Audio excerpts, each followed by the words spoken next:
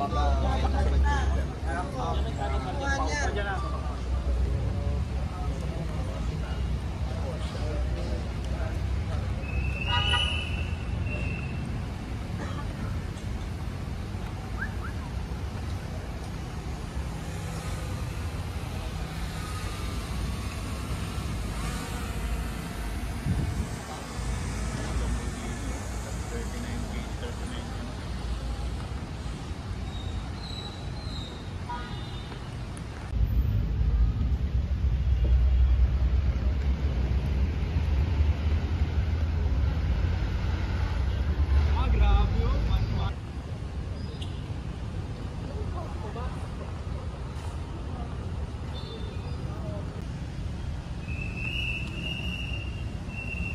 Mo na yung driver's license, tapos pinoproseso na rin, nakikita na wala na silang driver's license kasi wala silang maibigay.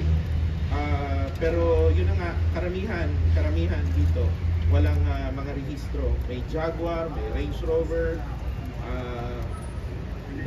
nagulat din ako sa dami. Ano po yung nakita nating rason?